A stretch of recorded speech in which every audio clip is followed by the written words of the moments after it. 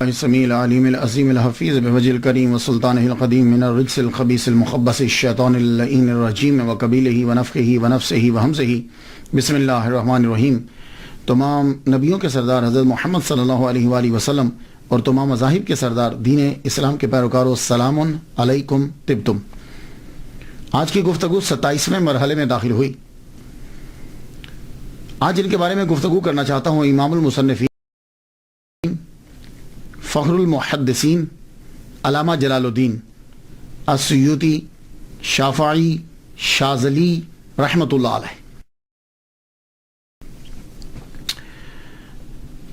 مسلکن آپ شافعی ہیں اور مشرباً شاذلی ہیں، اس لیے میں نے ان کی گفتگو جو ہے وہ ابو الحسن شاذلی رحمۃ اللہ علیہ کے بعد ان کی گفتگو شروع کر دی، لیکن زیادہ شواہدات جو ہیں وہ نہیں ملتے، یعنی ڈیٹیل سے جسے آپ کہہ سکتے ہیں وہ گفتگو نہیں ہے۔ البتہ انہوں نے شاذلیہ سلسلے کے اوپر ایک کتاب لکھی ہے، اس کے اندر تصوف پہ گفتگو کی ہے، اور خود ان کا خاندان جو ہے وہ تصوف سے گہرا تعلق رکھتا تھا۔ چونکہ علامہ جلال السیوطی رحمۃ اللہ علیہ کی مخالفت رہی اس دور کے نام و نہاد صوفیہ سے، اس لیے لوگوں نے یہ سمجھا کہ یہ صوفی نہیں تھے، تصوف سے ان کا کوئی تعلق نہیں تھا۔ آئیے گفتگو بڑھاتے ہیں۔ سب سے پہلے جیسے ہمارا معمول ہے کہ ہم سب سے پہلے دیکھتے ہیں نام پہ تھوڑی سی گفتگو ہو جائے۔ جلال الدین امام المصنفین فخر المحدثین، آپ مینی کو جانتے ہیں۔ 3 جو ہیں ٹائٹل میں دیکھتا ہوں ان کے نام کے ساتھ۔ ایک ہے السیوطی، آسویوتی، الف کے اوپر زبر، شروع میں الف ہے، السیوطی، ابن القطب اور الشاذلی، یہ 3 ٹائٹل ہیں۔ یہ جو السیوط ہے نا، اس کے تلفظ میں 2 باتیں قابل غور ہیں۔ پہلی بات تو یہ ہے کہ اکثر الف چھوڑ جاتے ہیں، سیوطی کے علامہ جلال الدین سیوطی نے یہ کہا ہے۔ یہ اصل میں آسویوت محافظہ ہے، یعنی جس طرح ہمارے ہاں صوبہ کہتے ہیں یا ضلع کہہ لیتے ہیں، ایسے سمجھ لیجیے، مثال دے رہا ہوں۔ اس طرح ایجپٹ کے اندر یہ محافظہ ہے، یعنی صوبہ سمجھ لیجیے یا ضلع سمجھ لیجیے۔ سیوط آج بھی ہے یہ صوبہ۔ باقی کچھ لوگ سین کے اوپر جو ہیں وہ شد پڑھتے ہیں، السیوطی، یا کے اوپر بھی، لیکن میں نے جب دیکھا کہ ایجپٹ میں جب شہر ہے تو اس کا پروننسیشن کیا ہے، تو وہ کہتے ہیں السیوط، الف کے اوپر زبر، سین کے اوپر پیش، یا کے اوپر پیش، واو ساکن، سیوط۔ تو جب یہ چل رہا ہے تو ٹھیک ہے، باقی خیر آپ کی مرضی ہے۔ تو السیوط اس میں چونکہ آپ پیدا ہوئے ہیں اس لیے السیوطی جو ہے وہ کہلائے، لیکن بولتے ہوئے ہم الف جو ہے وہ چھوڑ دیتے ہیں، حمزہ چھوڑ دیتے ہیں۔ دوسرا، آپ کے نام کے اندر ٹائٹل جو ہے وہ ابن القطب، کتابوں کا بیٹا، کتابوں کا بیٹا، سن آف بکس، یہ آپ کو کیوں کہا جاتا ہے؟ اس کی 2 ریزن ہیں۔ پہلا تو یہ سمجھ لیں کہ جب مضاف الیہ جو ہے وہ غیر جنس ہو تو پھر جنس باپ ہوتا ہے نا، غیر جنس تو باپ نہیں ہو سکتا۔ تو جب غیر جنس ہو تو پھر یہ ذہن نشین کر لیجئے کہ اس کا معنی، ابن کا معنی اس وقت سن نہیں کریں گے، پھر یہ ہوگا کہ اس کو سن اس لیے بول دیا جاتا ہے کہ اس کا اس کے ساتھ تعلق بڑا گہرا ہوتا ہے۔ جیسے قرآن مجید نے استعمال کیا ہے وابن السبیل، راستے کا بیٹا، تو راستہ ابا تو نہیں ہے، چونکہ وہ گھر سے چلا اور وہ مسلسل سفر کرتا رہا ہے، اور دوران سفر تعلق انسان کا راستے کے ساتھ زیادہ ہوتا ہے، اس لیے اس کو ابن السبیل کہہ دیا۔ سمجھ آگی؟ اسی طرح ابن الوقت کہتے ہیں، وقت کا بیٹا۔ اس کو وقت کا بیٹا کیوں کہا جاتا ہے؟ وقت اس کا ابا تو نہیں ہے، لیکن وہ وقت کے ساتھ بڑا تعلق رکھتا ہے، نہ انسانیت کے ساتھ تعلق رکھتا ہے، نہ لا کے ساتھ تعلق رکھتا ہے، وہ وقت کے ساتھ جیسا وقت ہو ویسا وہ بن جاتا ہے، تو کہتے ہیں یہ ابن الوقت ہے، ابن الوقت ہے۔ اسی طریقے سے ابن القطب جو کہا گیا ہے، اس کا مطلب یہ نہیں ہے کہ وہ اب کتابیں باپ بن گئیں اور یہ بیٹا، یعنی ان کا کتابوں سے گہرا تعلق ہے۔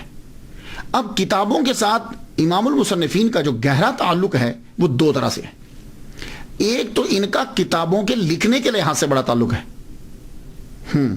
جمیل بخت نے یہ کہا ہے کہ آپ نے 576 کتب لکھی ہیں، اور ایک انگریز مصنف ہے فلوگل، اس نے یہ کہا ہے کہ آپ نے 561 کتب لکھی ہیں، اور کسی نے کہا ہے کہ 1000 کتابیں لکھی ہیں، اور ایک نے لکھا ہے کہ آپ نے 600 کتابیں لکھی ہیں۔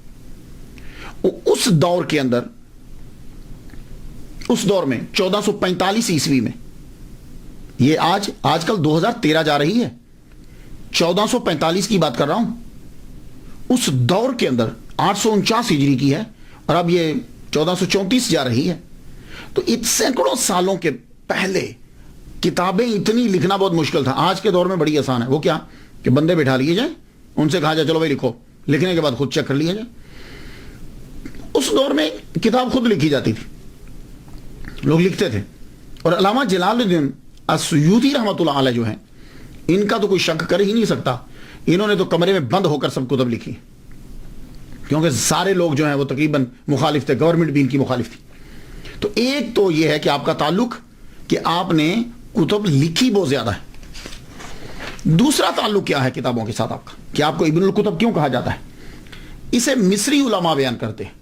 میں نے ڈاکٹر علی گوما سے سنا ہے، یہ مصر کے ڈاکٹر ہیں، مقرر بھی بڑے اچھے ہیں، کہنے لگے کہ آپ کو ابن الکتب اس لیے کہا جاتا ہے، کتابوں کا بیٹا، آپ کے والد گرامی بذات خود بہت بڑے عالم تھے، وہ اس یوت کے قاضی بھی رہے ہیں، شاہی امام رہے ہیں، وہ آپ علامہ تھے، صوفی تھے۔ تو آپ ایک اسٹڈی کر رہے تھے، تو گھر کے اندر دوران اسٹڈی آپ نے علامہ جلال الدین السیوطی رحمۃ اللہ علیہ کی والدہ ماجدہ سے یہ کہا کہ وہ فلاں کتاب مجھے پکڑانا۔ وہ بیچاری ان دنوں ذرا بیمار تھی، وہ کتاب لینے کے لیے جب لائبریری میں گئی تو وہیں انہیں درد ذیل ہو گئی۔ تو درد ذیل جب ہوئی تو اسی جگہ پہ لائبریری کے اندر ہی امام المصنفین علامہ جلال الدین السیوطی شافعی شاذلی رحمۃ اللہ علیہ کی ولادت ہوگی۔ تو اس لیے انہیں کہا جاتا ہے ابن الکتب، کتابوں کا بچہ، یعنی ان کی ولادت لائبریری میں ہوئی۔ تو اصل میں نے آپ کو بتا دیا کہ جب مضاف الیہ جو ہے غیر جنس ہو تو پھر تعلق کی بنا پر اسے ابن کہہ دیا جاتا ہے، تو یہ ابن الکتب ہو گیا۔ شاذلی آپ کا تصوف میں جو آپ کا تعلق ہے، مصر کے اندر اگر آپ جائیں تو دو چیزیں زیادہ ملیں گی اکثریت کے ساتھ۔ ایک تو شوافع زیادہ ملیں گے، ایجپٹ کے اندر امام شافعی رحمہ اللہ کے پیروکار زیادہ ہے، اور دوسرا تصوف کے اندر شاذلی سلسلے کے پیروکار زیادہ ملیں گے، تو اس لیے آپ کو شاذلی بھی کہا جاتا ہے۔ اور آپ کے بڑے دوست جو ہیں وہ شاذلی، اور شاذلی سلسلے پہ آپ نے کتاب بھی لکھی۔ اب آ جائیے آپ کے ابتدائی کہ آپ کہاں سے آئے۔ آپ ایرانی النسل ہیں، ہاں، علامہ جلال الدین السیوطی عربی النسل نہیں ہے، ایرانی النسل ہیں۔ آپ پہلے بغداد آئے، بغداد سے پھر ایجپٹ میں آئے، مصر میں آپ کا خاندان آیا، اور مصر کے اندر ایجپٹ میں جب آپ کا خاندان آیا تو آپ کا خاندان پڑھا لکھا خاندان تھا، شروع ہی سے تصوف میں چلے آ رہے، ولی کامل آپ کا خاندان۔ تو جب آپ کا خاندان ایجپٹ میں آیا تو چونکہ صاحب علم ہے، اس لیے وہ گورنمنٹ کے اندر آپ کا خاندان جو ہے وہ ضرور ہے، یا تو حاکم رہے کسی نہ کسی شہر کے، یا حاکم کے مشیر رہے، ایون کہ آپ کے والد گرامی جو ہیں وہ بھی اعلیٰ عہدے پر فائز رہے۔ آپ قاضی تھے اس یوتھ کے، اس دور میں قاضی جو ہوتا تھا اس کی پرسنالٹی اور سٹیٹس جو ہے وہ بہت ہائی ہوتا تھا، جیسے آج کے دور کے اندر کوئی جج ہو یا چیف جسٹس ہو، اور شاید آج کے دور میں چیف جسٹس کا بھی اتنا مرتبہ نہ ہو جتنا اس دور کے اندر پرانے اسلامی دور میں جج کا، قاضی کا جو ہے وہ مرتبہ ہوتا تھا۔ اور اس آپ کا خاندان شروع ہی سے علم پرور ہے، اور خود بھی صاحب علم ہے۔ امام سیوطی رحمۃ اللہ لکھتے ہیں کہ میرے جد اعلیٰ شیخ حمام الدین ایک صوفی تھے، یعنی جن سے آگے نسل چلی، اور امام سیوطی کے والد گرامی شیخ ابو بکر الکمال جو امام حجر اسقلانی رحمۃ اللہ علیہ کے شاگرد ہیں، آپ مدرسہ شیخونیہ میں مدرس بھی تھے اور شہر اسیوط کے قاضی بھی تھے۔ امام سیوطی رحمۃ اللہ کے والد گرامی جب فوت ہوئے تو آپ اس سے اندازہ لگائیے کہ اس دور کا جو خلیفہ ہے قائم بامر اللہ، وہ آپ کے جنازے کے ساتھ چلا، اور امام جلال الدین سیوطی رحمۃ اللہ علیہ کے والد گرامی کے جنازے کو کندھا دیا اور قبرستان تک گیا۔ عام طور پر کیا ہوتا ہے کہ جنازہ پڑھنے کے بعد چھوڑ دیتے، قبرستان تک گیا، اس سے اندازہ لگا لیجئے کہ آپ کے والد گرامی جو ہیں وہ کتنے اعلیٰ عہدے پر فائز تھے کہ خلیفہ وقت جو ہے وہ آپ کے جنازے میں شرکت کر رہا ہے. باقی لوگوں کی تو بات ہی چھوڑ دیجئے, جب خلیفہ وقت شامل ہو گیا ہے تو باقی لوگ تو سارے آئے ہوں گے, پوری گورنمنٹ آئی ہوگی. علامہ جلال الدین اسیوطی شافعی شاذلی رحمۃ اللہ علیہ کا اصل نام جو ہے وہ عبد الرحمن ہے, اور آپ کے والد گرامی کا نام الکمال ابو بکر ہے. ایک جگہ میں نے ابو بکر پہلے پڑھا اور الکمال بعد میں, اور ایک جگہ الکمال پہلے اور ابو بکر بعد میں. یہ آپ کے والد گرامی کا نام. اور یہ شافعی ہیں, آپ کے والد گرامی بھی شافعی مسلک کے تھے. 855 ہجری کو سفر بروز سوموار ان کا انتقال ہوا. ان کے گھر میں شہنشاہ قلم امام اسیوطی رحمۃ اللہ علیہ 1 رجب 849 ہجری 13 اکتوبر 1445 عیسوی بروز اتوار بعد مغرب مصر کے شہر اسیوط میں پیدا ہوئے. ان کے گھر کے اندر آپ کے والد گرامی جو ہی امام المصنفین فخر المحدثین علامہ جلال الدین اسیوطی شافعی شاذلی رحمۃ اللہ علیہ پیدا ہوئے تو آپ کے والد گرامی اپنے بیٹے کو اٹھا کے سیدہ نفیسہ رضی اللہ تعالیٰ عنہ ان کے مزار کے پاس ایک مجذوب رہا کرتے تھے شیخ محمد, ان کے پاس لے گئے. انہوں نے ان کو اپنی جھولی میں اٹھایا اور برکت کی دعا کی. اللہ تعالیٰ نے شیخ محمد مجذوب رحمۃ اللہ علیہ کی دعا کو قبول کیا اور دنیا میں ان کا نام جو ہے وہ روشن ہوا. یہاں سے اندازہ کر لیجئے کہ امام جلال الدین اسیوطی رحمۃ اللہ علیہ کے خاندان کا صوفیہ سے کتنا گہرا تعلق ہے. ہاں, ہم لوگ جو ہیں وہ تصوف کسی اور چیز کو سمجھتے ہیں. تصوف یہ ہوتا ہے. یہ مثالیں ذہن میں رکھیے. ہم نے صرف ان کو ایک مصنف اور ایک مقرر اور مدرس کے نام سے متعارف کروایا. بہت بڑے صوفی ہیں. والد جب آپ کی عمر 5 سال کی ہوتی ہے تو والد کا انتقال ہو گیا. عمر 5 سال ہوئی تو آپ کے والد گرامی کا انتقال ہوا. قاضی اسیوط مدرس مدرسہ شیخونیہ شاہی امام شیخ ابو بکر کمال شافعی رحمۃ اللہ علیہ کا بروز سوموار 855 ہجری میں انتقال ہو گیا. آپ یتیم ہو گئے. آپ کی پرورش آپ کے والد کے دوست صوفی شیخ شہاب الدین کے سپرد ہوئی. اور ایک بات یاد رکھیے گا, بلوغت سے پہلے یتیمی ہوتی ہے. ہاں, بلوغت کے بعد یتیمی نہیں ہے. ہاں, بچہ بالغ ہونے سے پہلے جو ہے اسے یتیم کہیں گے. اس طرح تو پھر بندہ ساری زندگی یتیم رہے گا. نہیں, بلوغت کے بعد وہ چیز اب ختم ہو گئی. اور انسانوں کے اندر یتیم ہوتا ہے جس کا والد فوت ہو جائے. جانوروں میں یتیم وہ ہوتا ہے جس کی ماں فوت ہو جائے. اور موتیوں میں یتیم وہ ہوتا ہے جو سیپ کے اندر اکیلا ہوتا ہے. سرکار صلی اللہ علیہ وسلم سے کو کہا جاتا ہے نا در یتیم. تو آپ 5 سال کی عمر میں آپ کے والد گرامی کا وصال ہو گیا, اس لیے آپ اب یتیمی میں پرورش پائی. اور آپ کے والد گرامی نے جانے سے پہلے ہی ان کے جو ہے گارڈین مقرر کر دیے تھے. آپ کی تربیت کے لیے صوفی شیخ شہاب الدین یہ صوفی کے حوالے کیا. اور پھر کمال الدین ابن حمام یہ بھی حنفی ہیں, یہ حنفی ہیں, ان کے حوالے کیا. انہوں نے بھی حق ادا کر دیا بچے کی تربیت کا. میں سمجھتا ہوں کہ شاید اسی لیے امام المصنفین فخر المحدثین علامہ جلال الدین اسیوطی شافعی شاذلی رحمۃ اللہ علیہ نے امام اعظم مسلک حنفی کے اوپر بھی کتاب اس لیے شائع لکھی. آپ تقریباً 8 سال کے ہوئے تو آپ نے قرآن مجید زبانی یاد کر لیا. یہ تقریباً ہمارے جو اسلاف ہیں ہمارے بڑے 7-8 سال کی عمر میں قرآن یاد کر لیتے ہیں. ہاں, ہم 7-8 سال کی عمر میں شروع کرواتے ہیں, وہ 7-8 سال میں قرآن پڑھ چکے ہوتے تھے. 7-8 سال کی عمر میں قرآن مجید جو ہے وہ حفظ کر لیا. اور پھر اسی 8 سال یہ ابتدائی اسی عمر کے اندر ہی 10 سال کی عمر سے پہلے آپ نے ابن مالک اندلسی کی الفیہ فی النحو والصرف یاد کر لی. منہاج الوصول فی علم الاصول یاد کر لی. ابن تقی کی العمدۃ الاحکام بچپن میں ہی یاد کر لی. یہ متداولہ جو کتابیں یہ یاد کر لی. علامہ شہاب الدین شارم سامی سے پھر آپ نے علم الفرائض سیکھا. شرف الدین مناوی رحمہ اللہ سے شافعی فقہ سیکھی. علامہ بلقینی رحمۃ اللہ علیہ سے علم فقہ سیکھی. تقی الدین شبلی حنفی رحمہ اللہ سے 4 سال آپ نے عربی اور حدیث سیکھی. شیخ محی الدین الکافیہ جی یہ ایک ڈاکٹر ہیں مصر کے, ان سے میں نے پروننسیشن جو ہے وہ یہ سیکھا. الکافیہ جی ہے یہ, ان سے اصول تفسیر سیکھی 14 سال لگا کر. عبد القادر انصاری سے حدیث اور رسول حدیث سیکھا. یہ میں نے آپ کو بتایا کہ آپ نے یہ کتنا عرصہ حدیث اور تفسیر میں 16 سال لگائے. 150 وقت کے جید علماء سے اور محدثین سے آپ نے علم حدیث سیکھا ہے, اور علم حدیث سے جتنے بھی ریلیٹڈ علوم ہیں وہ سیکھے. تو کتابوں میں لکھا کہ 17 سال کی عمر کے اندر آپ نے تمام مروجہ علوم جو ہیں وہ سیکھ دیے 17 سال کی عمر میں, اور 17 سال کی عمر میں ہی آپ کو تدریس کے مقام پہ مدرس کی سیٹ پہ بٹھا دیا. اس کے بعد جب پڑھ لیتے ہیں تو پڑھنے کے بعد سیر و سیاحت کے لیے آپ نے کہا کہ میں ذرا حج کرنا چاہتا ہوں. تو علامہ بلقینی رحمۃ اللہ, اس کا پروننسی بلقینی ہے, علامہ بلقینی رحمۃ اللہ علیہ خاص نظر کرم فرماتے تھے آپ کے اوپر. آپ ذرا کچھ سیر و سیاحت کے لیے نکلے. پہلے تو آپ نے مصر کے جو شہر تھے وہ آپ نے دیکھے, اس کے بعد حج کے لیے نکلے مکہ مدینہ. مکہ جب آپ حج کر رہے تھے, حج کرتے ہوئے آپ نے وہاں دعا مانگی. اور یہ بات یاد رکھیے گا, آپ بھی جب کبھی حج کرنے یا عمرہ کرنے کے لیے جائیں تو زمزم کے کنویں کے اوپر, اب تو وہ بند کر دیا, میں ویسے نیچے گیا ہوں, میں نے وہ کنواں بھی دیکھا ہوا ہے, لیکن اب تو خیر بند کر دیا. تو آپ وہ جگہ تھوڑی سی تلاش کر کے دیکھ لیجئے, کھڑے ہو کر دعا مانگیں, جو دعا مانگیں گے وہ قبول ہوتی ہے. آپ نے بھی دعا مانگی کہ یا اللہ علامہ بلقینی جیسا مجھے فقیہ ہی بنا دے,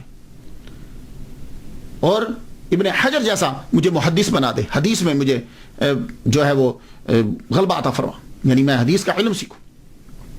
اللہ نے دعا آپ کی قبول فرمائی. آپ نے یمن گئے, شام گئے, آپ مراکو گئے, اور ایون کہ آپ انڈیا تک بھی گئے. امام المصنفین فخر المحدثین علامہ جلال الدین السیوطی شافعی شاذلی رحمۃ اللہ علیہ انڈیا بھی آپ سفر کر کے آئے. پھر آپ واپس آ گئے. واپس آ کر آپ نے تدریس شروع کر دی. سب سے پہلے آپ نے مدرسہ شیخونیہ کے اندر جو ہے وہ تدریس شروع کی. یہاں میں ایک بات عرض کر جاؤں تو 24 سال میں جو ہے وہ آپ فارغ ہوئے پڑھ کر, تو فارغ ہوئے تو فارغ ہوتے ہی آپ کو مدرس لگا دیا گیا. اس کے بعد 24 کے بعد پھر 3 سال گزرتے ہیں, اس میں سیاحت بھی ہے اور اس میں مفتی کا کورس بھی ہے. اور جب علامہ بلقینی رحمۃ اللہ علیہ نے آپ کی صلاحیت کو دیکھا تو آپ کو فتویٰ دینے کی اجازت دے دی 27 سال کی عمر میں. یہ میری تحقیق تھی, ویسے جو کتابوں میں تھا میں نے آپ کو پہلے سے بتا دیا. حافظہ اللہ تعالیٰ نے کمال کا دیا تھا, اور یہ خدا کی بڑی عطا ہوتی ہے. عالم دین کے لیے حافظہ بہت ضروری ہے, ورنہ پڑھتے تو ہم رہتے ہیں, چیز جو ہے وہ بھول جائے تو فائدہ کیا. 2 لاکھ احادیث آپ کو زبانی یاد تھی. اب فرماتے ہیں کہ مجھے اس سے زیادہ بھی ملتی تو میں اور یاد کر لے, وہ بھی یاد کر لیتا. 2 لاکھ احادیث مبارکہ آپ کو زبان. اور ویسے میں ایک بات بتاتا جاؤں کہ احادیث کی تعداد جو ہے وہ سند کی وجہ سے ہوتی ہے, یا متن کی وجہ سے نہیں. سند جو بدلتی جاتی ہے تو حدیثوں کی تعداد بھی بڑھتی چلی جاتی. علامہ محمد حسین الذہبی رحمۃ اللہ علیہ فرماتے ہیں کہ وہ بیک وقت امام المصنفین فخر المحدثین علامہ جلال الدین بیک وقت محدث, فقیہ, مفتی, ادیب, مورخ, نحوی, اور اس کے ساتھ ساتھ مقام اجتہاد اور مرتبہ تجدید پر فائز تھے. اور آپ کی پہلی تحریر جو ہے وہ تعوذ اور تسمیہ, یعنی اعوذ باللہ من الشیطان الرجیم کے اوپر اور بسم اللہ الرحمن الرحیم کے اوپر ہے آپ کی کتابیں پہلے. ویسے اکثر دیکھا ہے میں نے کہ جو بھی لکھنا شروع کرتے ہیں وہ پہلے انہی کے اوپر لکھتے ہیں. میں نے 12 کتابیں میں نے لکھی ہیں, ابھی بھی سلسلہ جاری ہے. میں نے بھی پہلی کتاب جو لکھی بسم اللہ اور ہماری زندگی ہے. اور میں جب امریکہ آیا 2000 کے اندر, تو یہاں خطیب لگا آ کر میں ہیوسٹن میں, تو میں لائبریری کو ایک دن دیکھ رہا تھا, تو مجھے لائبریری کے اندر وہ کتاب مل گئی بسم اللہ اور ہماری زندگی. اور میری ایک اور کتاب ہے امریکی اسکالر کے 4 سوالوں کے جواب, وہ میرے آنے سے پہلے یہاں امریکہ یہاں مسجد کی لائبریری میں تھی. تو میں دیکھ کر بڑا خوش ہوا, حاضر رحمت تو میرا بھی اللہ تعالیٰ کی تو تعوذ اور تسمیہ جو ہے یہ آپ نے پہلے لکھی. تو اللہ تعالیٰ نے آپ کی دعا کو جو ہے وہ قبول فرما لیا, جو آپ نے زمزم کے اوپر دعا مانگی تھی. اللہ اکبر جل شان. اور جب تک آپ تدریس کرتے رہے تحریر کم رہی. ہاں, جب تک آپ پڑھاتے رہے ہیں تب تک تحریر کم ہے. آپ کے پہلے 40 سالہ دور کے اندر تحریر آپ کی بڑی کم ہے. تقریر ہے, تدریس ہے, تحریر کم ہے. یہ جتنی بھی آپ کی تحریر تصنیف ہے یہ آپ کی 40 سال کے بعد کے دور کے اندر بڑی تیزی کے ساتھ جو ہے وہ بڑی. اللہ تعالیٰ نے آپ کو لکھنے کی بڑی صلاحیت عطا فرمائی, اور آپ کہہ سکتے ہیں کہ یہ کرامت ہے. اور میں بھی علامہ جلال السیوطی رحمۃ اللہ علیہ اور اولیاء کرام کی جو کتابیں لکھی ہیں ان کو ان کی کرامات میں تسلیم کرتا ہوں میں، اور یہ ان کی سب سے بڑی کرامتیں ہیں، یہ بات یاد رکھیے. یہ جو ان کی کتاب ہوتی ہے یہ، لیکن ہمارے ہاں کیا ہوتا ہے کہ ہمارے ہاں جو مصنف ہو یا جو تقریریں کرتا ہو اسے لوگ کم ہی ولی مانتے ہیں، یا اسے ولی نہیں مانیں گے. ہمارے ہاں کوئی ایک علیحدہ سا ہمارا ایک تصور ہے، تحریر کے اندر اور تدریس کے اندر، تقریر کے اندر مشغول ہو جاتا ہے، ہم اسے اس طرح کا ولی کامل نہیں مانتے. حالانکہ میرا وجدان یہ کہتا ہے کہ جو کتاب ہے یہ وہ دکھائی ہوئی کرامت سے زیادہ بڑی ہوتی. داتا گنج بخش علی حجویری رحمۃ اللہ علیہ، آپ نے خانہ کعبہ لوگوں کو دکھا دیا تھا، لیکن میں ان کی کتاب کشف المحجوب کو اس کرامت سے بڑی کرامت مانتا ہوں، کیونکہ جن لوگوں نے خانہ کعبہ دیکھا تھا وہ تب کے تھے. آج کے جو ہیں وہ اتنا فائدہ اس بات سے نہیں اٹھا رہے جتنا فائدہ وہ کشف المحجوب سے اٹھا رہے. میں جس لحاظ سے بات کر رہا ہوں، مخالفت کرنے والے تو بیان عجیب طریقے سے کریں گے، لیکن میرے نزدیک ولی کامل کی لکھی ہوئی کتاب جو ہے وہ اس کی سب سے بڑی کرامت ہوتی. اب لوگوں کی ذہنیت کا اندازہ آپ اس بات سے لگا لیجئے. پیر میر علی شاہ صاحب بڑے زبردست بزرگ ہیں. پیر میر علی شاہ صاحب نے مرزیوں کا ناطقہ بند کر کے رکھ دی. آپ نے کتابیں لکھنا شروع کر دی تو لوگوں نے جا کے خواجہ اللہ بخش توسیع رحمۃ اللہ علیہ کو جا کے شکایت لگا دی کہ پیر صاحب گولڑا شریف جو ہیں مولویوں کی طرح قادیانیوں سے الجھ پڑے ہیں، صوفیاء کو مناظروں سے کیا کام. سن رہے ہیں آپ کہ یعنی پیر میر علی شاہ صاحب کی جا کے شکایت لگائی کہ صوفیوں کا کیا کام ہے مناظرے کرنا اور کتابیں لکھنا. لو یہ ہے ایک کانسیپٹ. میں اس پس منظر میں بات کر رہا ہوں. تو پیر میر علی شاہ رحمۃ اللہ علیہ کو توسا شریف جانا پڑا. شدید گرمی کے اندر آپ تشریف لے کر گئے. جولائی کا مہینہ تھا. جولائی کے مہینے میں شدید گرمی میں آپ توسا شریف گئے پیر میر علی شاہ صاحب. آپ جب وہاں پہنچے تو جا کر خود بتلایا. اب آپ وہ جملے میں آپ کی نظر کرتا ہوں، سن لیجیے. دوران گفتگو عرض کیا، حضور میں مناظرہ کرنے میں معذور ہوں. حضور جس طرح مرزئی دلائل دیتے ہیں، اگر کوئی صاحب علم تردید کر سکے تو مجھے مناظرہ کرنے کی ضرورت ہی نہیں. اگر مسلمان ہی نہ رہیں گے، اب یہ جملہ سنا پیر میر علی شاہ صاحب نے کیا کہا، اگر مسلمان ہی نہ رہیں گے تو صوفیاء کرام تصوف کی تعلیم کسے دیں گے؟ تو تقریر اور کتاب بہت ضروری ہے. اس لیے میں ولی کامل کی کرامات میں سے سب سے بڑی کرامت ان کی تقریر کو اور ان کی تحریر کو سمجھتا ہوں. عوام الناس کے نزدیک کتابیں جو تعبد لوگوں کو فائدہ دیتی ہیں اور روحانی تقاریر جو اکثریت کو فائدہ دیتی ہیں کرامت نہیں ہوتی، اور نہ ہی ایسے عالم کو اولیاء میں تحریر کرتے، ان کو علماء اور مولویوں میں شامل کرتے. میرے نزدیک علامہ سید جزولی رحمۃ اللہ علیہ کی دلائل الخراج جو ہے وہ ایک بہت بڑی کرامت ہے. میرے نزدیک امام بصیری شاذلی رحمۃ اللہ علیہ کا قصیدہ بردہ ایک بہت بڑی کرامت ہے. میرے نزدیک علامہ ابو الحسن شاذلی رحمۃ اللہ علیہ کا حزب البار ایک بہت بڑی کرامت ہے. میرے نزدیک امام جلال الدین السیوطی رحمۃ اللہ علیہ کی الاتقان اور آپ کی دوسری کتب یہ بہت بڑی کرامت ہے. میرے نزدیک پیر میر علی شاہ صاحب کی کتب بہت بڑی کرامت ہے. میرے نزدیک پیر کرم شاہ صاحب کی لکھا ہوا قرآن مجید کا ترجمہ بہت بڑی کرامت ہے.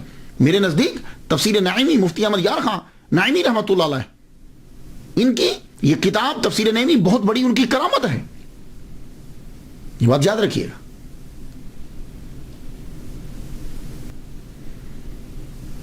تو علامہ جلال السیوطی رحمۃ اللہ علیہ کو ایک اور ٹائٹل ملتا ہے حافظ. یہ جو حافظ کا ٹائٹل ہے یہ بھی آپ کو ملا. حافظ کیسے کہتے ہیں؟ حافظ تین کے لیے استعمال کیا جاتا ہے، دھیان سے سن لیجیے. حافظ کہتے ہیں عام طور پر جو قرآن مجید یاد کرے ہم اس کو حافظ کہتے ہیں، وہ بچہ حافظ ہوتا ہے. ایک حافظ وہ ہوتا ہے نبینا کو بھی حافظ بولتے ہیں. وہ جی حافظ جی آ گئے ہیں، حافظ جی آ گئے ہیں. اس کو حافظ کیوں بولتے ہیں؟ وجہ یہ ہے کہ جس کی آنکھیں کمزور ہوتی ہیں یا نہیں ہوتی اس کی یادداشت کی پاور بڑی ہوتی، قوت یادداشت بڑی ہوتی. آپ نے نبیناؤں کو دیکھا ہے بڑی جلدی یاد کر لیتے، تو اس کو بھی شاید حافظ جی اس لیے کہہ دیتے ہیں کہ وہ یاد بڑی جلدی کرتا ہے.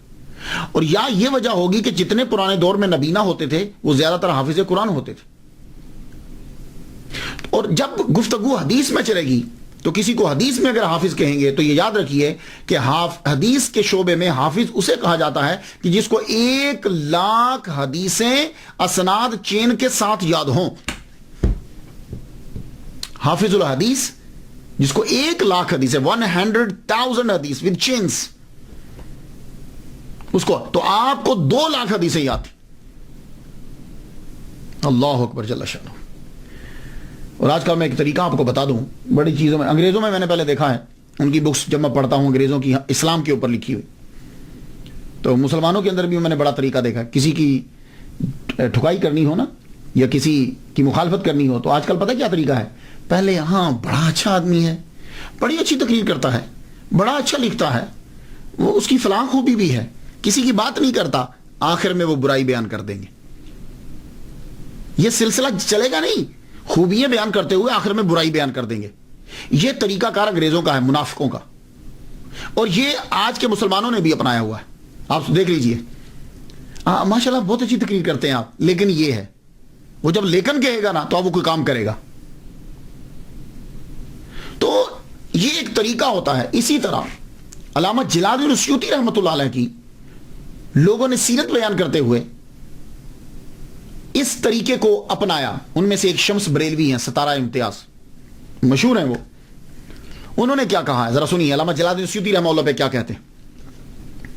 کہتے ہیں آپ نیک سیرت اور زاہدانہ طبیعت کے مالک تھے. سن رہے ہیں جملہ, نیک سیرت اور زاہدانہ طبیعت کے مالک تھے, مگر آپ کے اندر عاجزی و انکساری کا مادہ کم تھا.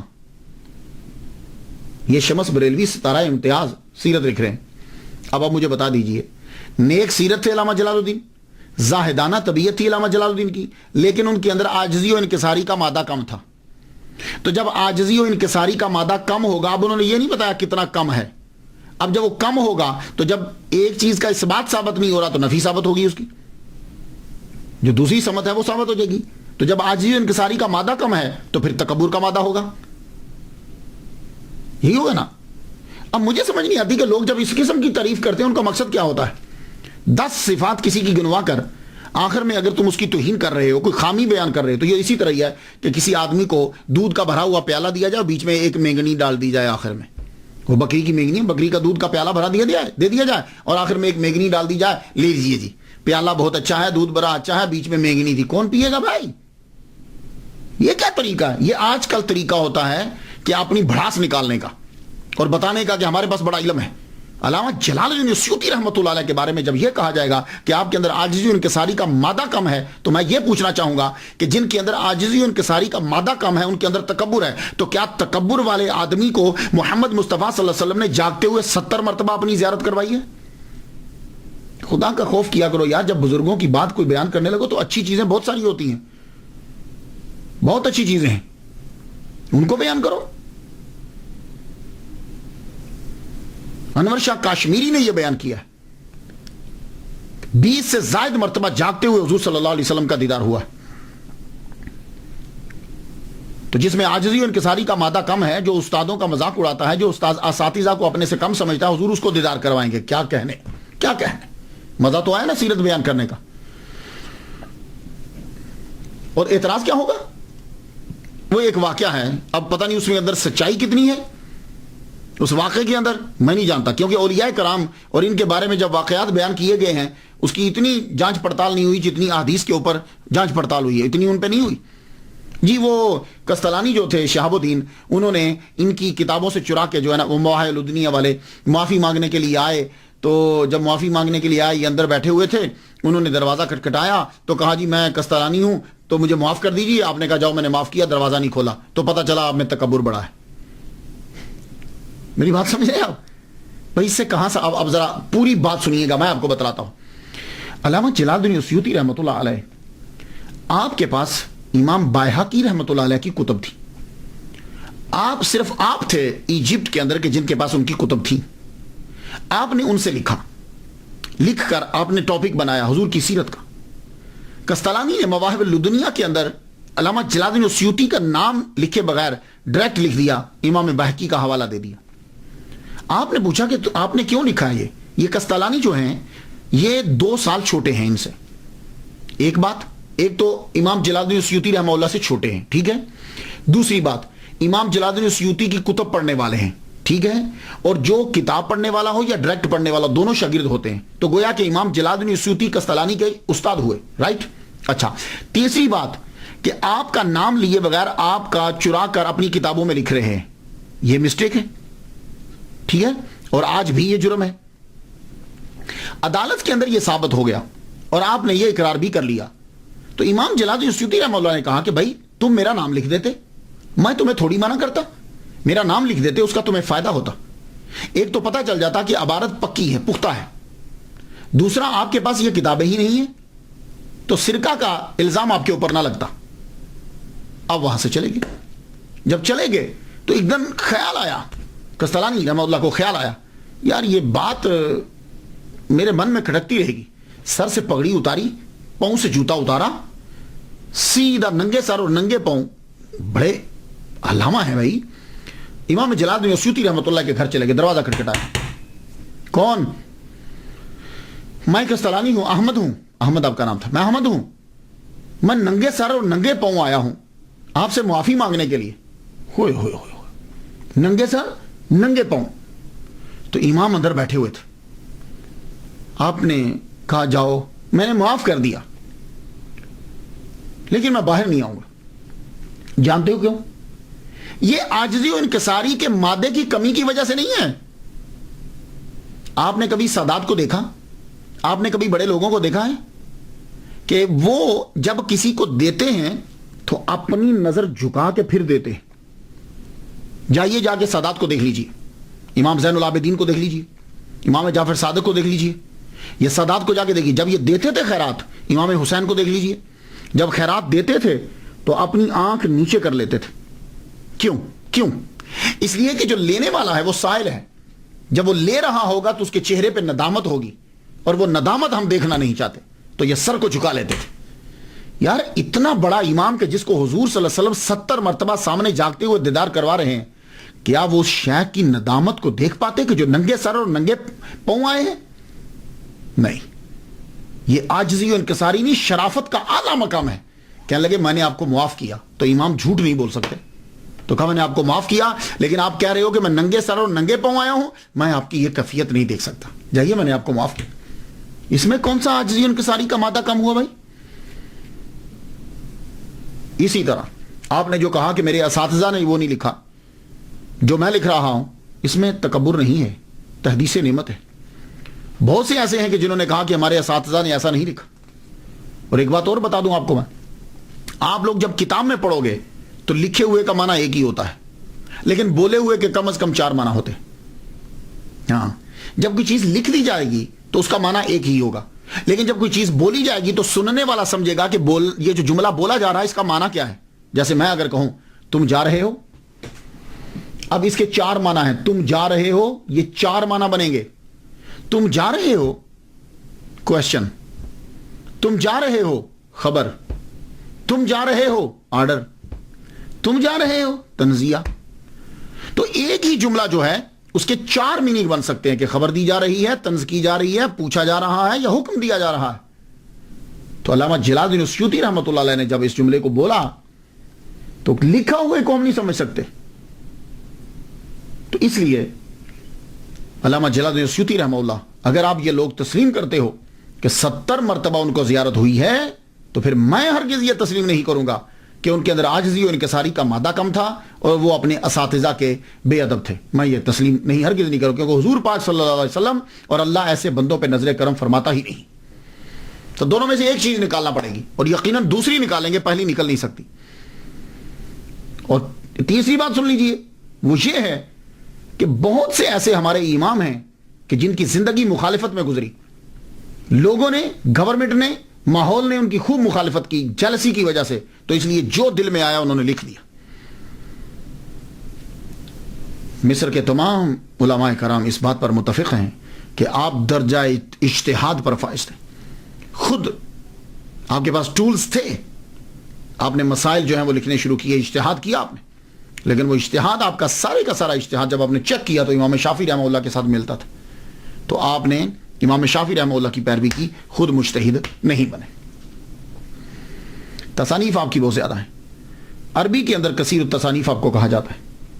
کثیر التصانیف مصنف کے حاملہ. آپ کی سب سے بڑی کرامت خدمت قرآن سے متعلق. آپ نے قرآن مجید کے بارے میں بہت کچھ لکھا ہے. خود بتلاتے ہیں کہ یہ شوق میرے اندر کیوں پیدا ہوا. کہنے لگے کہ میں جب کتابیں پڑھتا تھا, کتب پڑھتا تھا لائبریری میں جا کے, تو مجھے حدیث کی کتابیں بڑی ملتی تھی. یہ دیکھیے, یہ بھی حدیث کی کتاب لکھی گئی. اعلیٰ حضرت عظیم البرکت کی جامع الحدیث سے مکمل ان کی جو حدیث لکھی ہوئی ہیں وہ جمع کی. حدیث کی کتابیں بڑی ملتی تھی, لیکن قرآن کے بارے میں کتابیں بہت کم ملتی تھی. میں نے اپنے اساتذہ کی کتابیں پڑھی, اقرار کرتے ہیں وہ, میں نے اپنے اساتذہ کی کتابیں پڑھی, چھوٹی چھوٹی ہوتی تھی. ضرورت تھی کہ اسے اور وسیع کیا جائے. لو, اس میں کیا بے ادبی ہے, اس میں کیا بے ادبی ہے کہ اسے اور وسیع کیا جائے. تو پھر میں نے وہ کتب پڑھی, پڑھنے کے بعد میں نے ان کو اور وسیع کیا. پھر میں نے کچھ کتابیں پڑھی کہ میں نے جب کتابوں کو پڑھا تو مجھے لگا کہ ابھی بہت کچھ ہے میرے لیے کہ جو میں اور لکھ سکتا ہوں اس کتاب کے اوپر. اس میں کون سا تکبر ہے. تو آپ نے پھر کتابیں جو ہیں وہ لکھنی شروع کی. یہ اتقان جو ہے,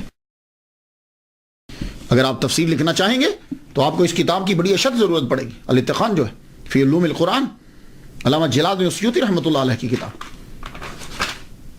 اس کے بغیر کہاں لکھیں گے آپ تفسیر کو.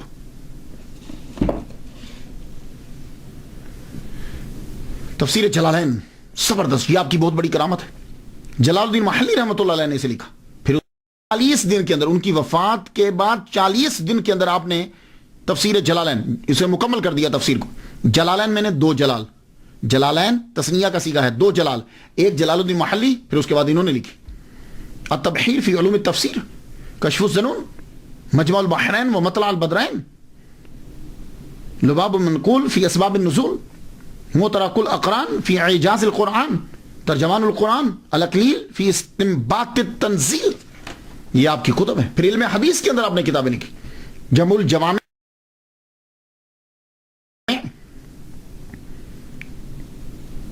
اظہر المتناصرہ فی الاحادیث المتواترہ. اس میں آپ 100 حدیث ایسی جمع کی ہیں کہ جن کو حضور صلی اللہ علیہ وسلم کے 10 صحابہ نے تواتر کے ساتھ بیان کیا.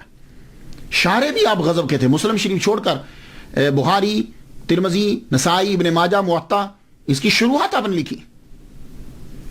اور حضور صلی اللہ علیہ وسلم سے عشق بھی آپ کو کمال درجے کا تھا. اور یہ عشق کا نتیجہ ہے کہ سرکار نے آپ کو دیدار کروایا. اور اس عشق کی مثال آپ نے کیا دی, اس کا اظہار کس طرح کیا کہ حضور صلی اللہ علیہ وآلہ وسلم کے ماں باپ کے اوپر اعتراضات آج تک ہوتے ہیں. حضور صلی اللہ علیہ وسلم کے ماں باپ, حضور کی والدہ ماجدہ کی قبر بالکل مسمار کر دی گئی. اس کے اوپر کبھی روڑی پھینک دیتے ہیں, کبھی اس کو بالکل مٹا دیتے ہیں. آپ نے 6 رسالے حضور صلی اللہ علیہ وسلم کے ماں باپ کے ایمان پر لکھے. اللہ اکبر, یہ ہے عشق. اور میرا وجدان یہ کہتا ہے کہ جتنا آپ نے لکھا ہے آپ ہی ہیں جنہوں نے لکھا ہے. حضور صلی اللہ علیہ وسلم کی والدہ ماجدہ کے اوپر بہت کم لکھا گیا.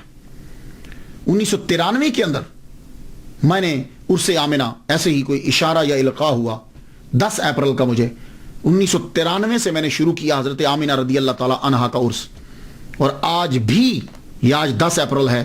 10 اپریل کو پاکستان کے اندر کئی جگہ پہ عرس جو ہے وہ ہو چکا ہے. میں نے اس کی پیر محل میں 1 کروڑ مرتبہ, 1 کروڑ مرتبہ, بہت بڑا مدرسہ ہے, 1 کروڑ مرتبہ سارا سال پڑھتے رہتے ہیں. درود شریف سرکار کی والدہ ماجدہ کے لیے پڑھا گیا. اسی طرح گجرات کے اندر بھی ہوا ہے. علامہ حنیف جلال پوری صاحب نے جو ہے وہ بہت بڑا عرس کیا. میرے والد گرامی کے مزار پر جو ہے سید طالب حسین شاہ رحمۃ اللہ علیہ, ان کے مزار پر جو بہت بڑا کل جلسہ ہوا ہے. تو اب یہ آہستہ آہستہ یہ پھیلتا جا رہا ہے. میرے والد گرامی کے مزار پر تو یہ درود شریف میں نے خود لکھوایا. لکھو اللہم صلی علی سیدنا محمد و آبا و محمد و آل محمد و صحاب محمد و بارک وسلم. میں نے کتاب جب لکھی, میں نے پڑھا ان کو, پھر اس کے بعد میں نے کتاب لکھی, کتاب کا نام ماں ہے. وہ اس کو میں ڈیڈیکیٹ جو ہے وہ میں نے کیا سرکار کی والدہ محترمہ کو. اور میں نے الحاوی للفتاوی علامہ جلال الدین السیوطی رحمۃ اللہ علیہ, اس کے اندر ایک حدیث مبارکہ لکھی ہے کہ حضور فرماتے ہیں کہ میں عشاء کی نماز پڑھ رہا ہوں اور میں فاتحہ پڑھ چکا ہوں. میری والدہ مجھے آواز دیتی تو میں فاتحہ روک کے, نماز روک کے پہلے ماں کی بات سنتا, پھر میں آ کے نماز پڑھتا. تو میں نے اس سے لکھا کہ حضور کتنا ادب کرتے ہیں کہ حضور کے لیے ان کی والدہ, اللہ کے بعد ان کی والدہ ان کے لیے درجہ رکھتی. تو ایک مولوی نے میرے خلاف کتاب لکھ دی, کفر کا فتویٰ دے دیا, کتاب لکھ دی, ایک بندے کو بھیج دیا مجھے قتل کرنے کے لیے بھی. تو بعد میں کیا ہوا, کچھ عرصہ کے بعد وہ مولوی جا رہا ہے، کالے کتے نے اس پر حملہ کیا اور وہ شخص جوانی کے اندر ہی مر گیا. اور جن جن لوگوں نے سرکار کی والدہ محترمہ کا احترام کیا اور دن منایا، اللہ تعالیٰ نے ان کو نوازا. امام جلال الدین سیوطی رحمۃ اللہ علیہ زندہ مثال ہے آپ کے سامنے. 70 مرتبہ حضور صلی اللہ علیہ وسلم نے ان کو دیدار کروایا ہے. کیوں؟ انہوں نے حضور صلی اللہ علیہ وسلم کی والدہ محترمہ اور حضور کے والد گرامی کے لیے کتابیں لکھی ہیں کہ وہ مومن تھے. میرے ایک دوست ہیں، بڑا عرصہ بیچارے باہر آنا چاہتے تھے، نہیں آوے. 2 سال انہوں نے سرکار کی والدہ محترمہ کا عرس کیا، تیسرے سال وہ باہر تھے. اسی طرح ایک اور صاحب ہیں، بلڈنگ سے انہوں نے بنانی تھی مدرسے کی. میں نے ان سے کہا کہ آپ کیجئے. پچھلے سال انہوں نے، اس سے پہلے سال انہوں نے عرس کیا، اس سال 2 منزلہ بن چکی. معلوم ہی کیسے ہو گیا. تو آپ بھی 10 اپریل کو سرکار صلی اللہ علیہ وسلم کی والدہ محترمہ کے لیے ضروری سال ثواب کیا کریں. میں تو ہر سال، یہ میں تحدیث نعمت کے لیے بتا رہا ہوں، ہزار رحمت میرے بھی، ہر سال سرکار کی والدہ کے نام کی ایک قربانی جو ہے وہ عید الاضحیٰ پہ میں کرتا ہوں. اگر سرکار کی والدہ مسلمان نہیں ہے نا، تو دنیا میں کوئی مائی کا لال مسلمان نہیں ہے.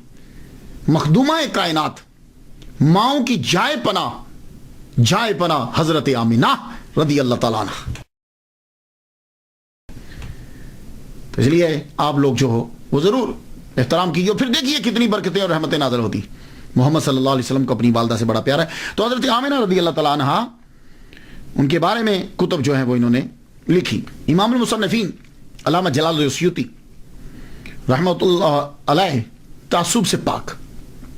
ہوتا کیا ہے کہ تعصب جو ہے یہ بڑھتا رہتا ہے جیلسی کی وجہ سے.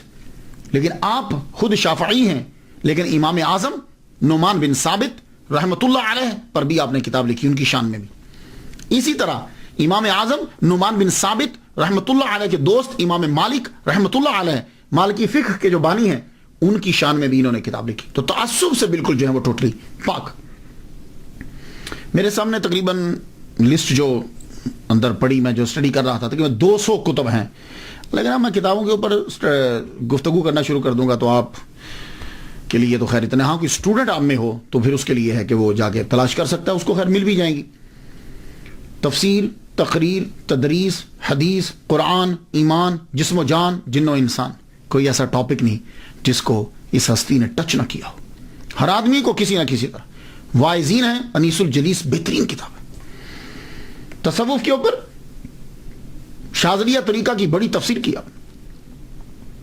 دنیا میں جب کوئی آتا ہے تو آخر اسے جانا بھی ہوتا ہے. امام المصنفین فخر المحدثین علامہ جلال الدین السیوطی شافعی شاذلی رحمۃ اللہ علیہ. آپ کو بیبرس خانقاہ جو ہے، مسجد جو ہے اس کے ساتھ خانقاہ تھی بیبروسیہ، اس کی خانقاہ کا منتظم اعلیٰ بنا دیا گیا، ہیڈ بنا دیا گیا. تو وہ خانقاہ آپ سمجھتے ہیں نا، خانقاہ میں زیادہ صوفیہ کرام رہتے ہیں. آپ جب گئے تو آپ نے صوفیہ کو دیکھا، صوفی تو آپ بھی تھے، دیکھا اتنا خرچہ، ماہانہ وظیفے اعلیٰ، سب کو اکٹھا کر کے کہا دیکھو تم لوگ خود کو صوفیہ کہلواتے ہو، خرچے تمہارے عمر جتنے ہیں. آج دیکھو صوفیہ کے اندر اور تصوف کے اندر ہم نے بھی پڑھا ہے، تصوف کے اندر اس طرح کی عیاشی نہیں ہوتی. صوفیہ کرام تو توکل اسی چیز میں رہتے ہیں، اور تم لوگوں کے اتنے ماہانہ وظائف اور اتنی تنخواہیں، آپ نے ان کے ماہانہ وظائف کم کر دیے، خرچہ کم کر دیا. اس کا نتیجہ کیا نکلا؟ خانقاہ کے سارے صوفیہ جو اندر رہتے تھے نام و نہاد وہ سب آپ کے دشمن ہو گئے. اور آپ کے والد گرامی کا ایک دوست تھا، وہ سب سے بڑا آپ کا دشمن ہوا. اور اتنی دشمنی بڑی ہوئی کہ بغاوت تک بات چل رہی. اور انہوں نے ایک بندے کو پیسے دے کے مقرر کیا کہ امام جلال الدین سیوطی کو قتل کر دیا جائے. آپ پر وہ شخص چاقو لے کے حملہ کرنے لگا کہ پیچھے سے کسی نے دیکھ لیا، شور کیا تو وہ بھاگ گیا. لیکن آپ کے اوپر اتنے جھوٹے مقدمات عدالت کے اندر پیش کیے گئے، اتنی سٹوریز بنائی گئی، آپ کو پولیس نے اریسٹ کر لیا. جب پولیس نے اریسٹ کیا 23 سال تک آپ المنچل میں، جسے آج کل روزۃ المقدس کہتے ہیں، 23 سال تک آپ نے چلا کاٹا. اتنا بڑا چلا ہوگا کسی کا؟ امام جلال الدین سیوطی رحمہ اللہ کو صوفی نہیں مانتے. 23 سال تک پھر آپ نے خود کو کمرے میں بند کر لیا. لوگوں سے ملاقات بہت بہت بہت ہی کم، تحائف لینے چھوڑ دیے. کوئی آتا جی میں تحفہ لے کر آیا، فرمان لگے. جن لوگوں کو یہی نہیں معلوم کہ عالم اور عارف اور جاہل صوفیہ میں فرق کیا ہے، ایسی قوم کے تحائف کو کیا لینا. طائف پر. لیکن اس 23 سال کے اندر 22 سال کے اندر آپ نے بہت لکھا, خوب لکھا, اور سب سے زیادہ اسی عرصے میں جو ہے وہ لکھا ہے. پھر آپ کے ہاتھ کے اوپر ایک معمولی سا ورم ہو گیا. تو جمعۃ المبارک کی شب 19 جمادی الاولیٰ 9/11 ہجری آپ نے وصال فرمایا. روزہ دیکھ لیجئے. لیکن میں بڑا حیران ہوتا ہوں, روزہ ان کا جو ہے وہ بڑا بسیدہ سا ہے, تالا بھی بڑا کم دیر کھلتا ہے. کوئی لوگ جاتے ہیں,